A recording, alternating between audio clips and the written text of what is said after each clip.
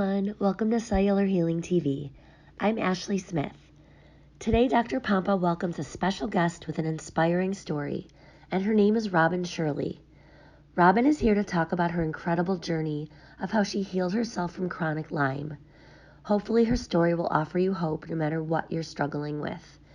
After 17 years of experimentation, research, and education, she has personally experienced the power of a therapeutic, healthy lifestyle on reducing pain and inflammation. Robin is finally free from pharmaceuticals, running the company of her dreams and enjoying healthy, happy motherhood. Shirley is the founding president of Take Back Your Health International, a company that hosts internationally attended health conferences and retreats across the U.S. She speaks, consults, and writes about how to reduce the symptoms of chronic illness. Robin is a certified integrative nutrition health coach through the Institute for Integrative Nutrition, and she's a member of the American Board of Drugless Practitioners. Robin writes and posts about the Take Back Your Health lifestyle on her website, which we will link to in the show notes. This episode of CHTV is brought to you by Fast Tonic. This oral stable molecular hydrogen supplement assists in fasting, shows promise in anti-aging, encourages post-workout recovery, mitigates oxidative stress, inflammation, and many other triggers for disease and imbalance. Curious to try molecular hydrogen for yourself? Our CHTV audience can check it out at getfasttonic.com. So let's get started and welcome Dr. Pompa and Shirley to the show. This is Cellular Healing TV. Special guest today, Robin. Welcome to Cell TV. Hi, thank you so much for having me. I'm excited to talk with you.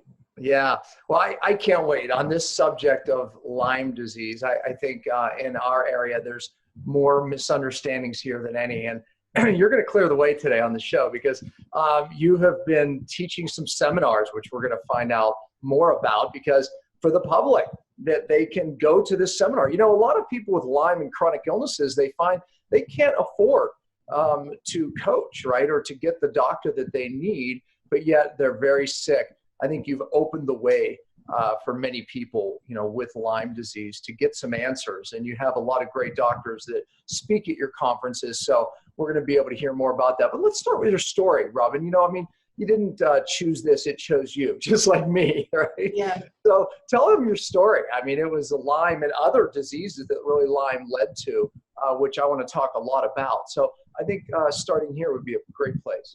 Sure, yeah. I mean, the way you put that is perfect. It chose me, really, it did. And I've said a dozen times that I wouldn't change the way that my life turned out, because getting sick, it pushed me into the career and the life path that I'm extremely happy to be on now. So in the beginning, I didn't have that outlook. I was diagnosed, before I was diagnosed, I came down with a fever, aches, joint pain, fatigue when I was at summer camp in the Shenandoah Valley of Virginia. And that was in 2000. So I was about 10 years old, 10 or 11. And now you would, assume that your primary care would say, let's get you tested for Lyme disease. And that's what she did. And because I was out in the woods in Virginia and Lyme country, the test came back negative. So they probably just did a Western blot. That's what most people would do, right? Yeah. Mm-hmm. Yeah. And explain why that test would come back negative, even though you found out later it was, another test that was positive. Well, I have difficulty understanding a lot about that particular test, but it was too soon, I believe, for it to show up for what that test was testing for. It was within days that I got tested. Right. And I'll add to it, that Western blot, if you do it too soon, it doesn't work. And if you do it too late, down the road, chronic Lyme, it doesn't work. So there's this small window of, possibly being accurate. So go ahead. Yeah. So I had it within days, and then it came back negative. She had started me. I mean, she was right to test for that. And she started me on the antibiotic just in case it came back positive. So I'd already have it in my system, but she said, cancel the antibiotic. You don't have Lyme. We got to figure something else out. I'll say that too, because antibiotics are typically only useful in Lyme if you do it right away. So if she'd have kept you on the antibiotic, you may not have gone through what you went through. Yeah. Yeah. That's what's so, I mean, it's a little bit frightening looking back at your life that way, but it is like little moments that could have changed everything. But obviously it was meant to be this way. So I have to go with it. And I love what I'm doing now. We'll talk about that later. But and I have to say, it's from pain to purpose, right? I look back at everything I went through, and like you, I could be like, oh, if only, if only, if only. But you know what? I'm here today. You're here today because from pain to purpose, and that's, can't regret it now. No way. Yeah. Yeah, for sure. And, so I obviously went through a lot, trying to get a diagnosis and all that pain that we're talking about. It was 6 months until I got a diagnosis at all after that initial testing. And it ended up, I'll spare all the details, but it ended up a diagnosis of, and you're probably going to laugh at this, systemic juvenile rheumatoid arthritis from Johns Hopkins. So, I'm like, okay, I'm in 7th grade. Yeah. So we go with it. And luckily my parents are really interested in holistic options anyways. And so they keep my interest up in that area. And they found a holistic doctor, and he suggested some things and some food changes and acupuncture. And I went down the organic route, and we juiced vegetables, my mom and I. So, we did a lot. In the beginning, I got massage. She had an EMF expert come to our home and put little things on. Yeah, it was back in 2000. I mean, this is stuff that's barely talked about back then. Yeah, that's right. Remarkable. My gosh, I want to meet your parents. I mean, that's Yeah. I mean, looking back on it, it's really remarkable.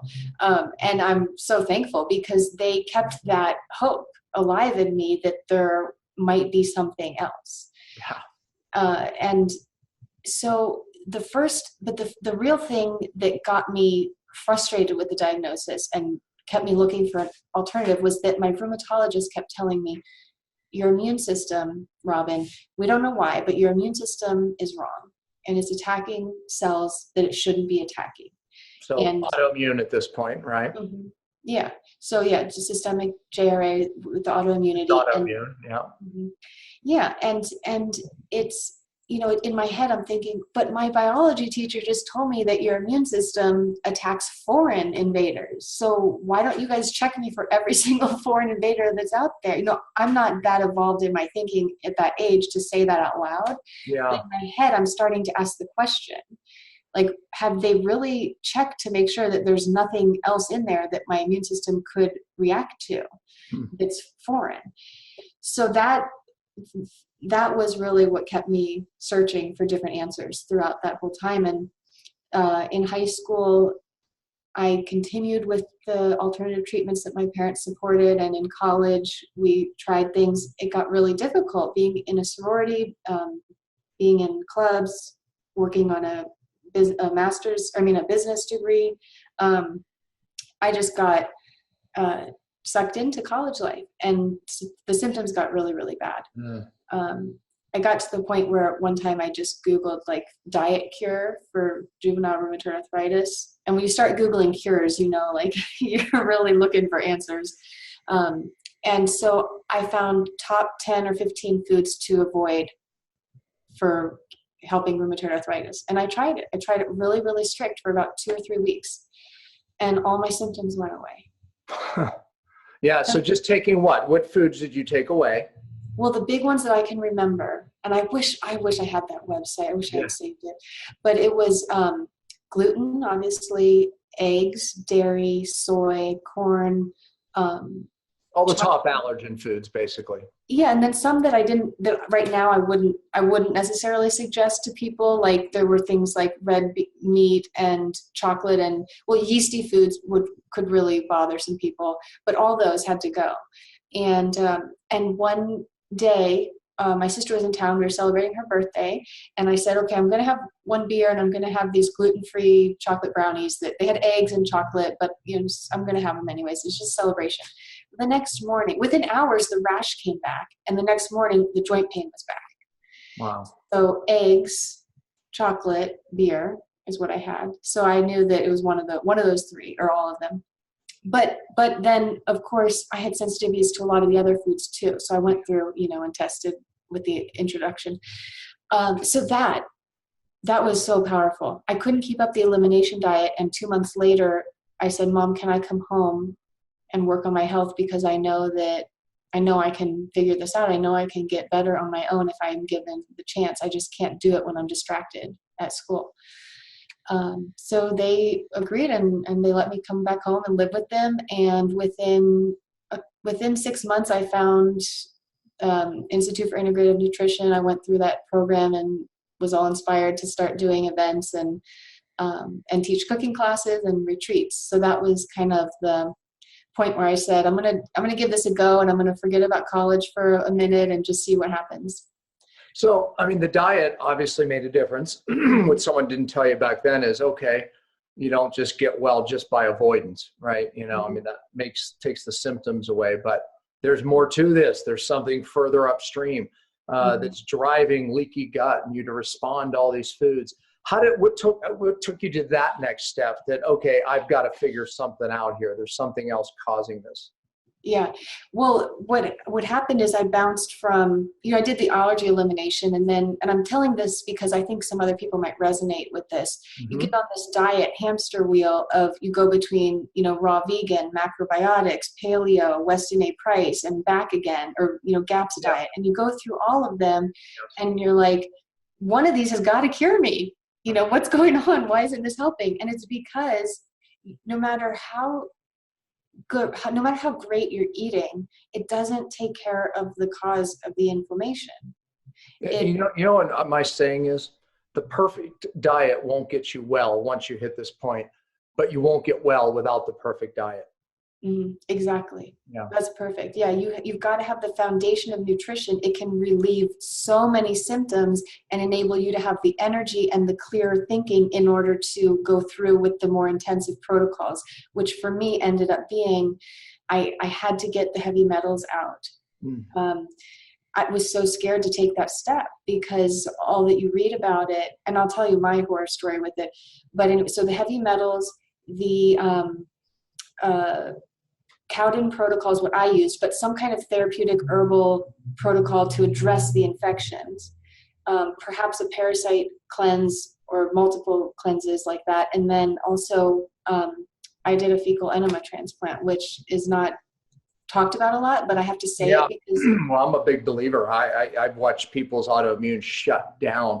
And just for people watching, that's basically doing an enema with someone else's microbiome will make it more pleasant than feces, but that's really what it is. But there's certain bacteria that we can't just take. It's impossible to get. But by doing an enema with, a stool and a sample from someone else, a donor, if you will, you can change your microbiome dramatically, because there's these bacteria that we haven't even discovered yet, right? So I've watched people's lives transform. You know where I always tell people to go? Because I don't want to be the person that tells them to do it. Go to thepowerofthepoop.com. And it just teaches people how to do it, find a donor, how to test, for it, make sure it's safe and all that other good stuff. So thepowerofthepoop.com. Anyways, go ahead, finish. No, that's a great resource because funny enough, when I start talking about this, I have people asking if I can be their donor. Yeah, believe me, I get that question all the time. And I'm like, I'm not getting involved. Yeah. No. I mean, obviously there's some risks there, right? I mean, but again, there's right ways to do it. So thepowerofthepoop.com, investigate it yourself. I'm just telling you to educate yourself, not do it. There you go.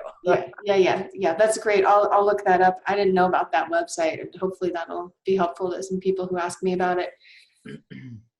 So, well, those are all the things that combined made me feel drastically better. And it was a hell of a journey getting through all of that. It takes time and people want so badly for these things to detox and come out of their body quickly, but it just can't. No, that's why when I work with people individually, my goal is to teach them the process. Therefore, they can do it long enough to actually matter.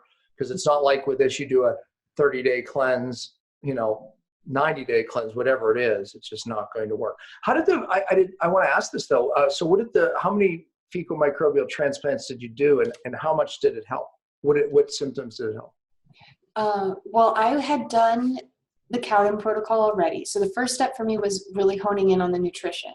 And I got really specific about it. I even have, I have a subscription called, it's www.chroniclymenutrition.com. So I write out exactly what is beneficial for your immune system. So I realized once I had Lyme, I realized I need to eat foods that support my immune system, and I need to eat antimicrobial foods, herbs, spices, all those things. So I figured that out.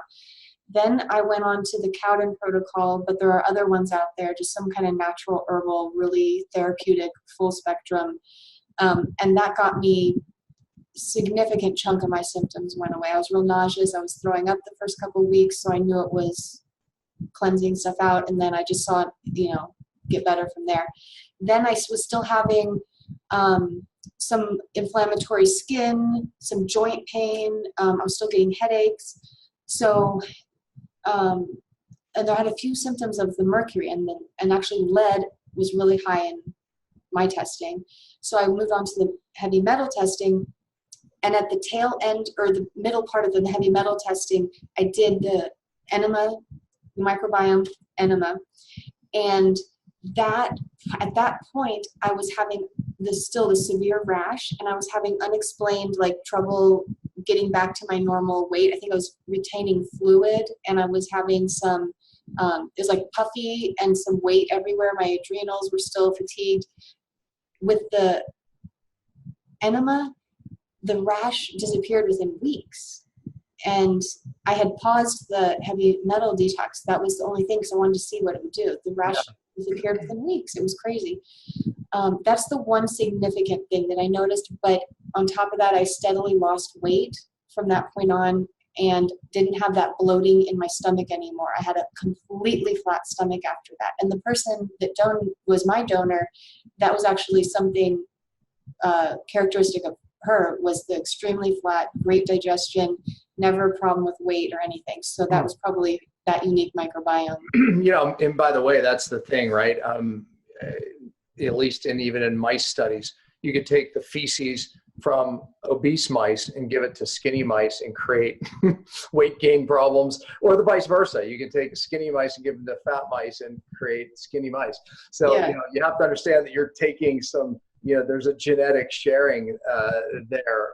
Well, we know that bacteria affect our DNA, so you have to be careful. Yeah, exactly. It's wild. I mean, I think about,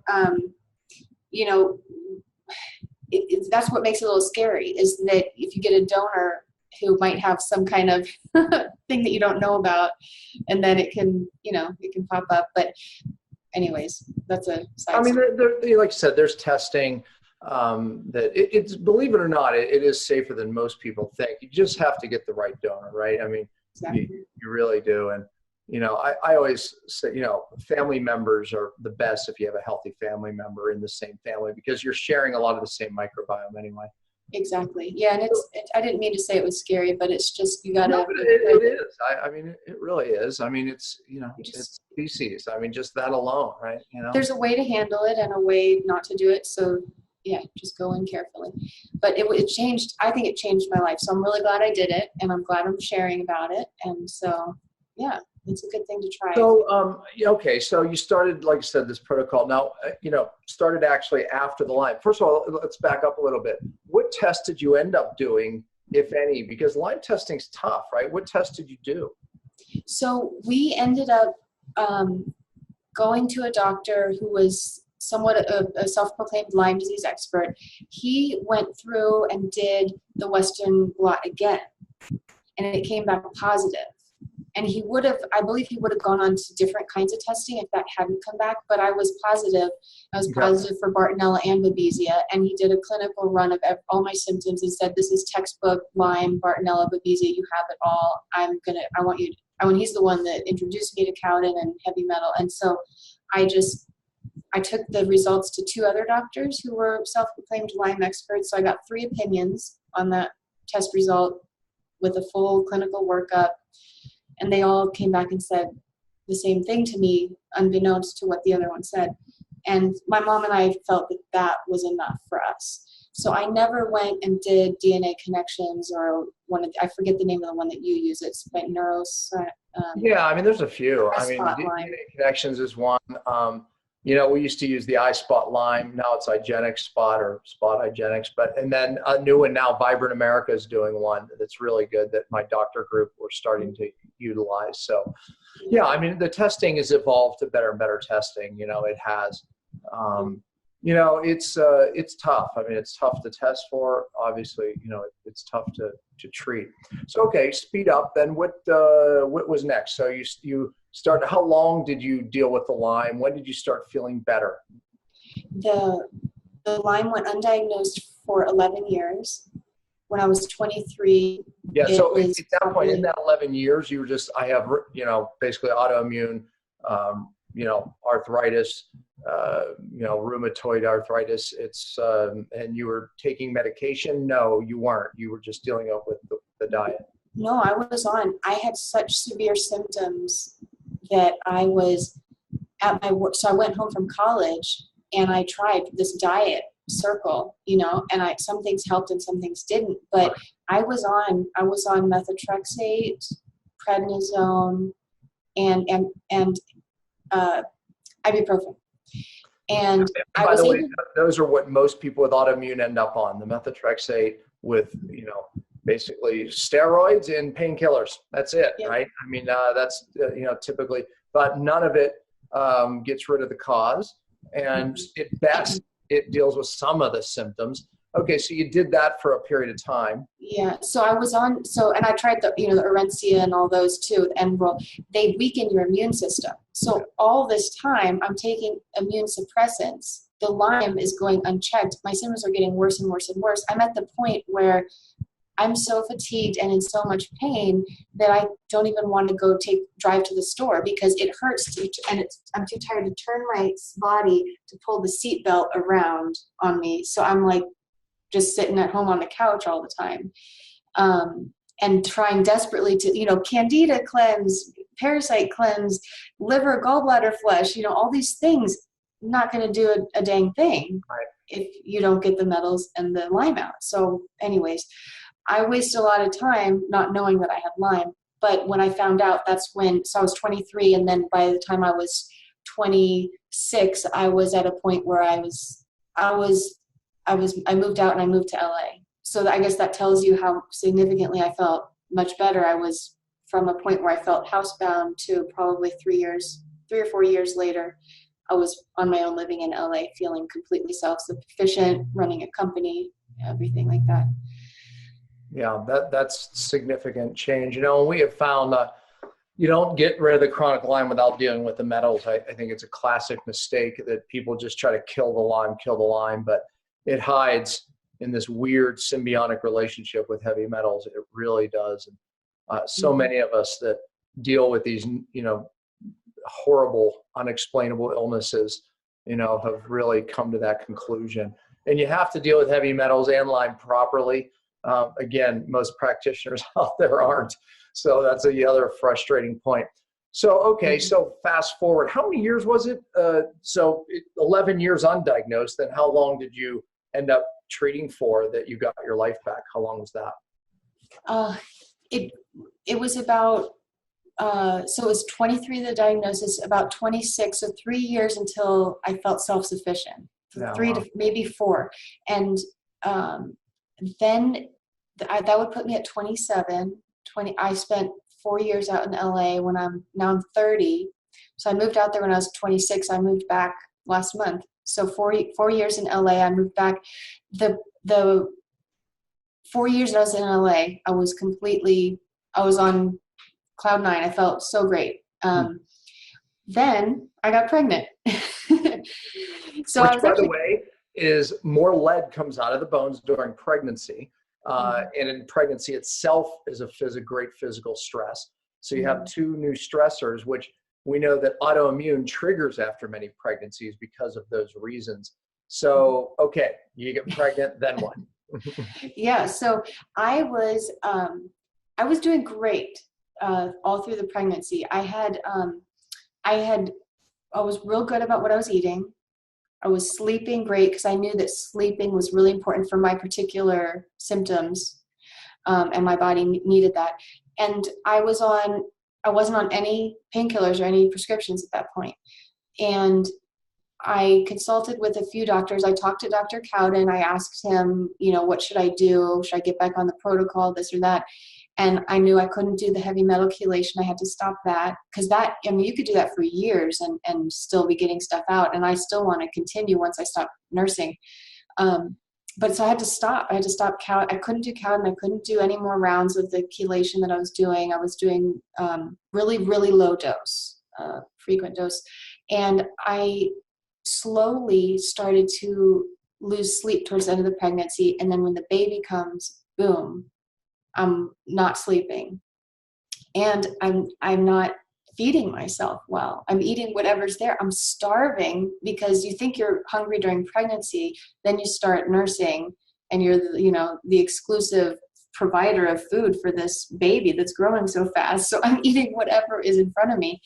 And I start to get that little ache in my wrists again, and I start all the emotional baggage from the past, that, all the fear comes rushing back.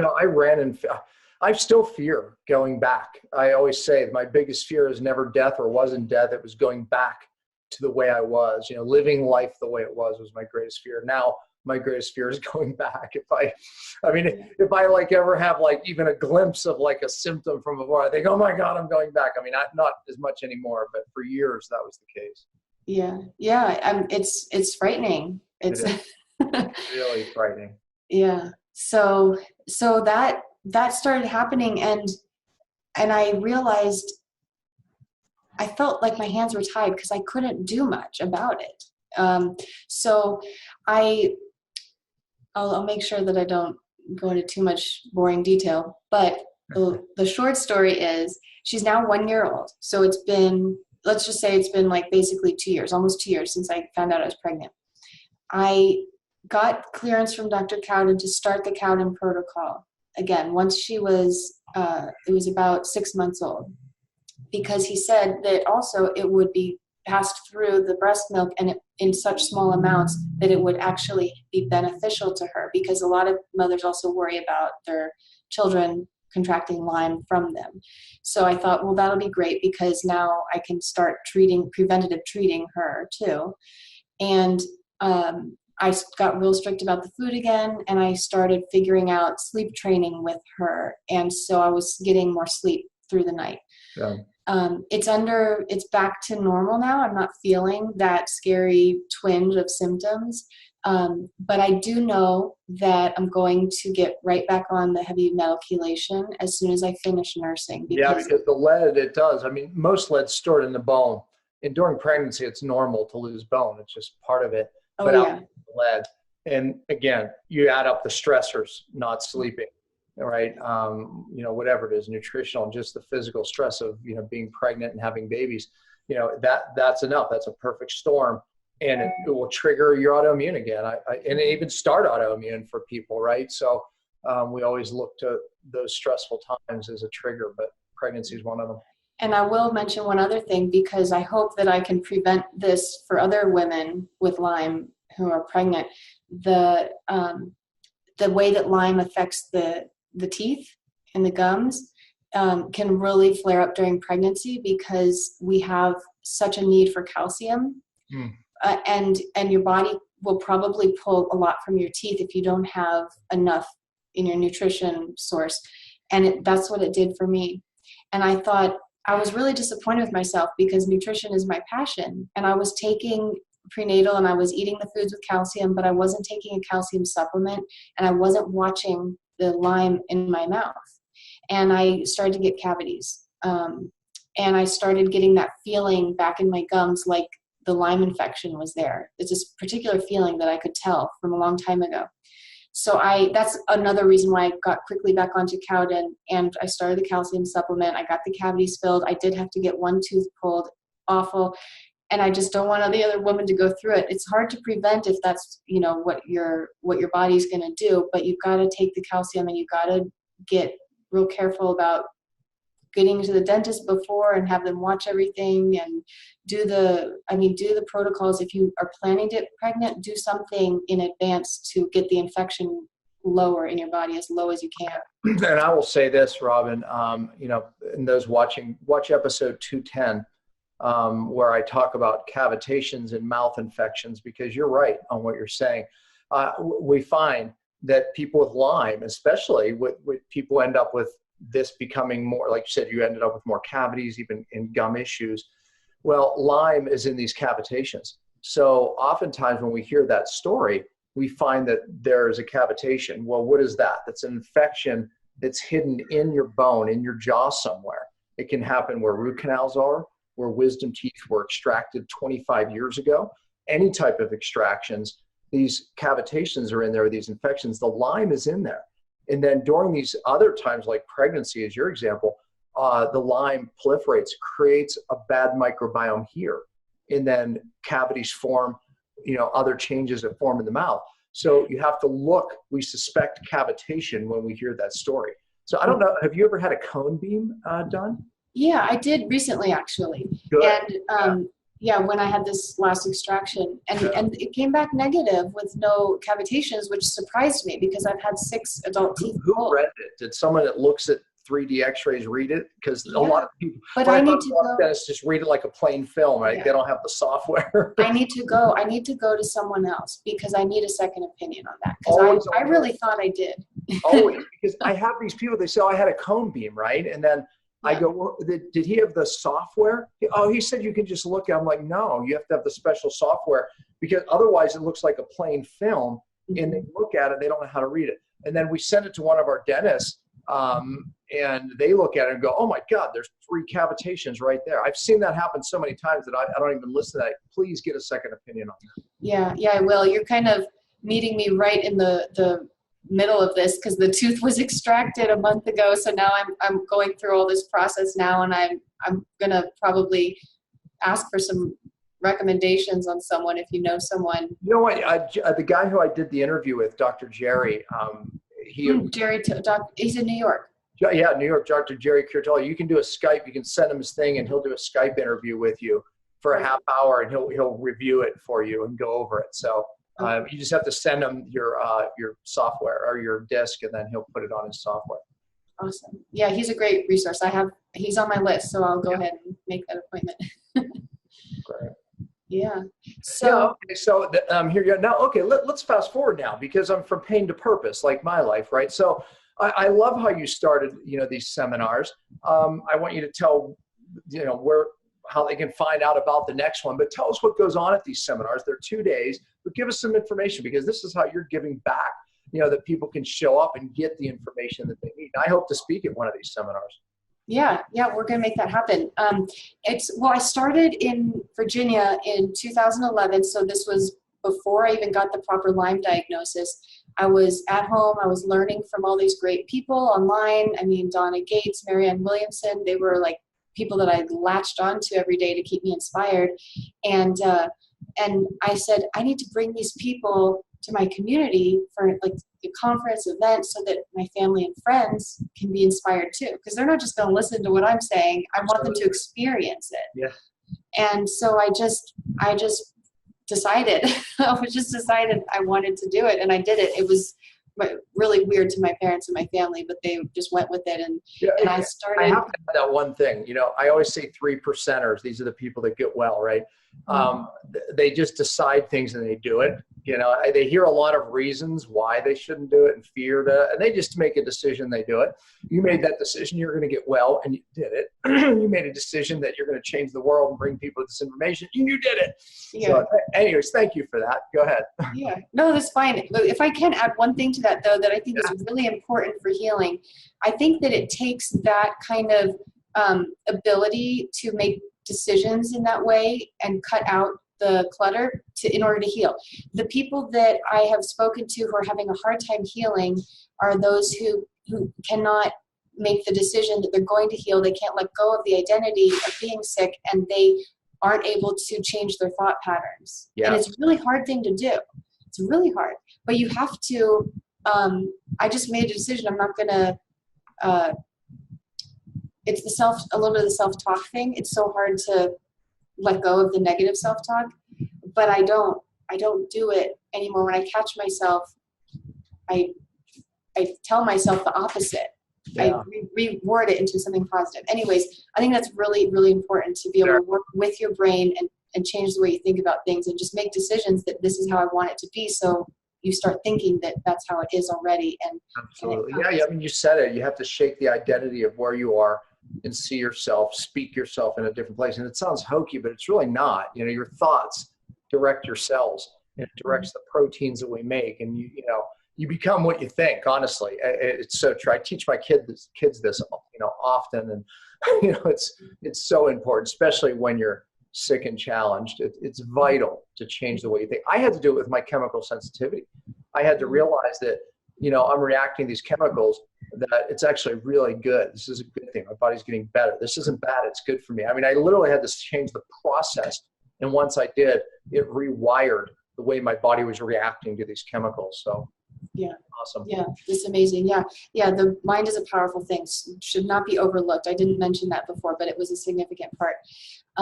Okay, so we did one event in Arlington, Virginia, 2011, and it was wildly successful. Everyone loved it. I opened up pre-sales for the next event 6 months later, and we sold like probably 25 or 30 tickets. And so I was committed. I said, okay, I got to do this again. So we've been doing it every 6 months since then, except there was like 1 or 2 years when I needed to take a break to reconfigure everything. So, but anyways, it's every 6 months. We do in the fall in Virginia, Northern Virginia in the DC suburbs, and then in the spring in May in Pasadena.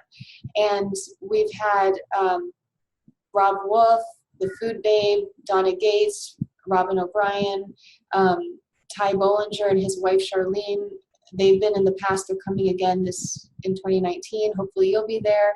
Dr. Cowden is finally going to show up this spring and speak. And Dr. Nick Gonzalez, rest in peace, he was there before he passed. And just Daniel Vitalis, Frank Giglio, the Rewilding crowd, all that kind of stuff. We talk about anything from nutrition to supplementation to lifestyle, mindset, fitness, everything that you need to become healthy. It's awesome. Whole health. So how do they find out about it? How do they sign up for it? It's called, I didn't even say the name. It's called Take Back Your Health Pasadena and Take Back Your Health DC. So if you Google that, it'll probably show up. But that's the website also, takebackyourhealthpasadena.com, takebackyourhealthdc.com. And it's 2 days and food, exhibitors, speakers, yoga, lots of stuff going on. Yeah, that's awesome. Well, we'd love to be a part of it. And, thank you. You've inspired many, believe me. We have so many of our viewers and listeners, are going through these neurotoxic, bizarre, and unexplainable illnesses and symptoms. And, it just gives people another resource and definitely more hope. So thank you, Robin, for all that you do. Thank you for going from pain to purpose. Thank you for being a 3%er in making that decision. And most of all, thank you for encouraging our viewers. So thanks. Sure. Yeah. Thank you for having me on the show. I really enjoyed it. Appreciate it. Well, that's it for this week. I hope you enjoyed today's episode, which was brought to you by Fast Tonic Molecular Hydrogen. Please check it out at getfasttonic.com. We'll be back next week and every Friday at 10 a.m. Eastern. We truly appreciate your support. You can always find us at podcast.drpompa.com. And please remember to spread the love by liking, subscribing, giving an iTunes review, or sharing the show with anyone you think may benefit from the information heard here. And as always, thanks for listening.